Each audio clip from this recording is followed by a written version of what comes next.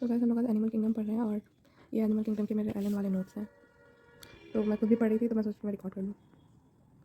तो animal kingdom में importantly हम लोग को क्या पढ़ना है? Basis of classification, reproduction, unique feature और उसके एग्जांपल्स। एनिमल्स फर्स्टली होते क्या है? वो यूकैरियोट्स होते हैं, उसके बाद मल्टीसेलुलर होता है और सेल वॉल एब्सेंट होता है, हेटेरोट्रॉपिक होते हैं और होलोज़ोइक होते हैं। बेसिस ऑफ क्लासिफिकेशन कौन सा बेसिस पे एनिमल्स को क्लासीफाई किया गया है? तो फर्स्ट जो हम लोग पढ़ेंगे वो है लेवल ऑफ ऑर्गेनाइजेशन। तो लेवल ऑफ ऑर्गेनाइजेशन में फर्स्ट है सेलुलर ग्रुप, जिसमें division of labour between cells होता है और इसका एग्जाम्पल है पॉरीफेरा। फिर टिश्यू लेवल में division of labour between tissue होता है, तो इसमें सेरेंटेरा और टिनोफोरा।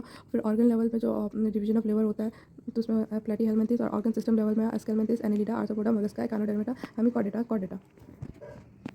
उसके बाद आ जाता है डाइजेस्टिव ट्रैक्ट और एलिमेंट्री कैटल। डाइजेस्टिव ट्रैक्ट और एलिमेंट्री कैटल को हम लोग तीन तरीके से पढ़ेंगे, एक एब्सेंट, इनकम्प्लीट और कंप्लीट। एब्सेंट जिसमें डाइजेस्टिव ट्रैक्ट होता ही नहीं है वो है पॉरीफेरा और some platyhelminthes, example tapeworm. Incomplete जैसे लेकिन जैसे कि डाइजेस्टिव ट्रैक्ट है पर वो इनकम्प्लीट है, एक ही ओपनिंग है, या तो माउथ है या तो एनस है, तो सिंगल ओपनिंग होता है, मतलब एक ही ओपनिंग होता है जो दोनों का काम करता है, माउथ का भी और एनस का भी। सॉरी मेरे ये कहना, तो सिंगल ओपनिंग ही दोनों काम करता है। तो इसमें आता है सेरेंटेरा, टिनोफोरा और मोस्टली प्लेटीहेल्मिन्थेस सारे, और कुछ प्लेटीहेल्मिन्थेस जो जैसे कि टेपवर्म, उसमें डाइजेस्टिव ट्रैक्ट एब्सेंट होता है। और कंप्लीट डाइजेस्टिव ट्रैक्ट इसमें पाया जाता है जिसमें दो ओपनिंग हो, एक माउथ भी हो और दूसरा एनस भी हो, या माउथ और एनस दोनों। सो इसमें दो ओपनिंग होता है, एस्केल्मिन्थेस से कॉर्डेटा तक सारा सब में कंप्लीट डाइजेस्टिव ट्रैक्ट होता है।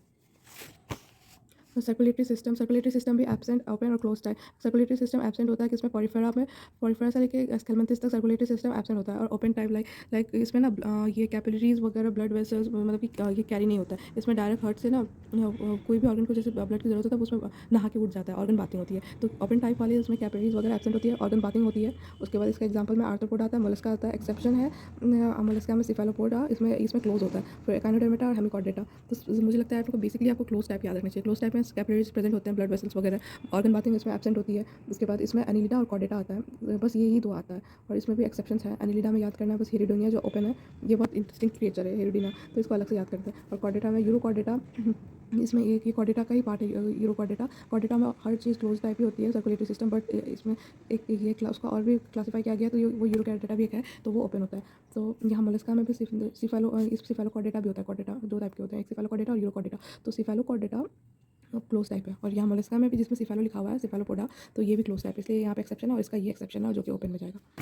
तो ये हो गया। उसके बाद बॉडी प्लान से अलग है, ब्लाइंड सैक या ट्यूब विद इन ट्यूब।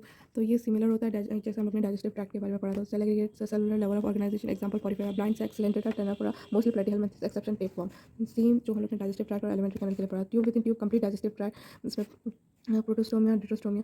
देखो इसमें दो टाइप से बात, tube within tube, blastopores, और जिसमें फर्स्ट माउथ का फॉर्मेशन होता है, उसके बाद एनस का फॉर्मेशन होता है। डिटोस्टोमिया में फर्स्ट एनस का फॉर्मेशन होता है, उसके बाद माउथ का फॉर्मेशन होता है। तो हम ट्यूब विद इन ट्यूब के अंदर ही ये दो टाइप है, प्रोटोस्टोमिया और डिटोस्टोमिया। तो लाइक इसमें है एस्केल्मिन्थेस, annelida, arthropoda, Mollusca.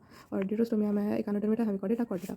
Symmetry, asymmetrical, radial symmetry, bilateral symmetry. Okay, तो एसिमेट्रिक जिसमें कोई भी इक्वल पार्ट में नहीं कटेगा। एसिमेट्रिक का समझते हैं ना, मतलब कि उसमें कोई सिमेट्री नहीं दिखेगी। तो मोस्टली हर पॉरीफेरा क्या होता है, हर पॉरीफेरा एसिमेट्रिक होता है, और सम मोलस्का इसमें आ जाता है एसिमेट्रिक में स्टिल।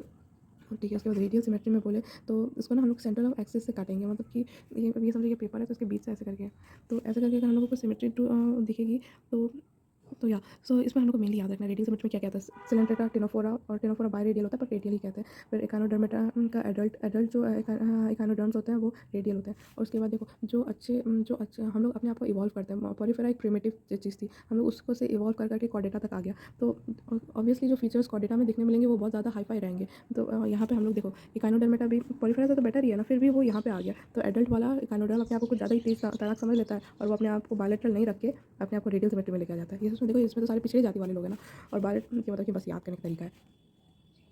तो ओनली वन प्लेन, बस एक ही प्लेन में काटेंगे और टू इक्वल हाफ नहीं होगा। इसका एक एग्जाम्पल मैं दिखा दूँ,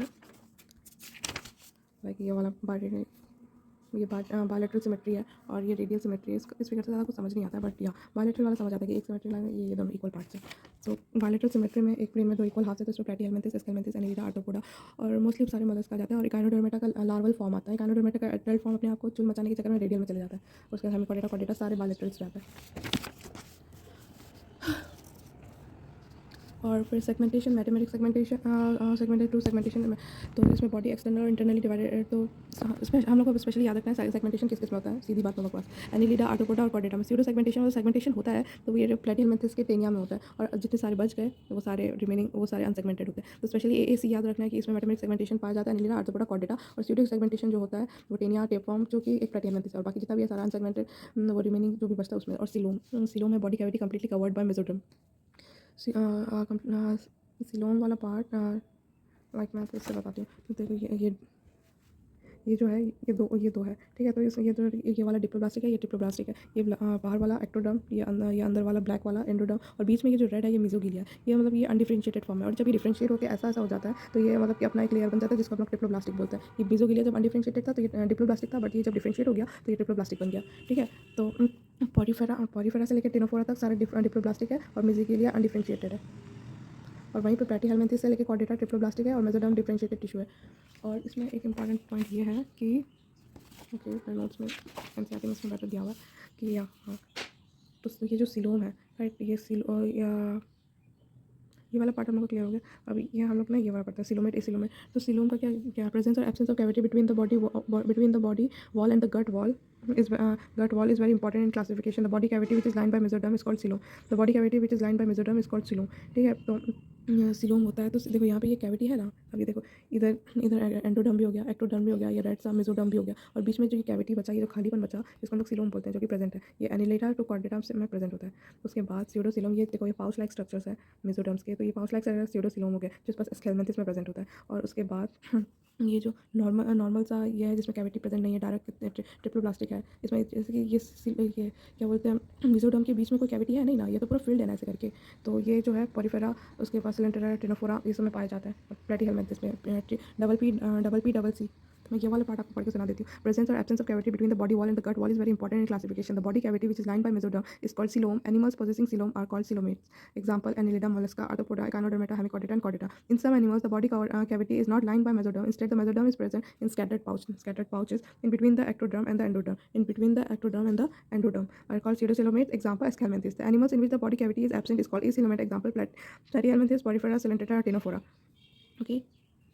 उसके बाद आ जाता है हम लोग का नोटोकॉर्ड वाला पार्ट। और नोटोकॉर्ड स्पेशली जो कॉर्डेट्स होते हैं उसमें नोटोकॉर्ड प्रेजेंट होता है, और बाकी बस कॉर्डेट्स में ही नोटोकॉर्ड प्रेजेंट होता है, बाकी किसी में भी ये नोटोकॉर्ड प्रेजेंट नहीं होता है। तो वो सारे नॉन कॉर्डेट्स होते हैं। तो यहाँ पे लिखा हुआ है non chordates and chordates, notochord absent in non chordate, present in chordates. और porifera to hemichordata non chordates में आता है, और बस कॉर्डेटा में ही नोटोकॉर्ड प्रेजेंट होता है। उसके बाद ये एक नॉर्मल सा डायग्राम है जिसमें दिखाया गया है कि नोटोकॉर्ड यहाँ बीच में प्रेजेंट है, ये रेड वाला, और ये एक है दूसरे साइड में नर्व कॉर्ड। तो अगर ये कॉर्डेट के लिए है ये वाला डायग्राम, और नॉन कॉर्डेट्स के लिए बस इसमें नर्व कॉर्ड ही प्रेजेंट होता है, जो कि वेंट्रल साइड प्रेजेंट होता है। तो फर्स्टली नोटोकॉर्ड बहुत इंपॉर्टेंट है, ये एनसीईआरटी में भी इसका ऑरिजिन क्या मेसोडर्मल है। नोटोकॉर्ड का उसका फेट क्या, formation of skeleton, location, dorsal in chordate, single and solid, ये सारा बहुत इंपॉर्टेंट है, ये एनसीईआरटी में line to line point to point दिया हुआ है। ओके। उसके बाद नर्व कॉर्ड जो होता है वो एक्टोडर्मल होता है।